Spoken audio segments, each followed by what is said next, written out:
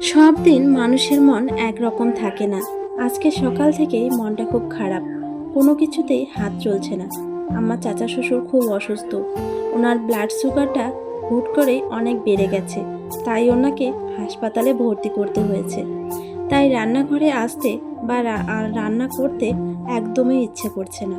কিন্তু মন খারাপ করে বসে থাকলে তো আর চলে না, সংসার তো আর থেমে থাকে না।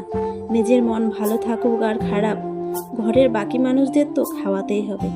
আজকে কোনো বাড়তি আয়োজন নেই, একদম সহজ রান্না করব। মাছ দিয়ে একটা নাবড়া আর ডিম ভাজি। এই সুগার রোগটা না খুব খারাপ রোগ, মানুষের শরীরটাকে আস্তে আস্তে একদম শেষ করে দেয়। আমার এক চাচাকেও শেষ করে দিয়েছে। কত নিয়মের মধ্যেই না চলতে হয়, মিষ্টি কোনো কিছু খেতে পারে না।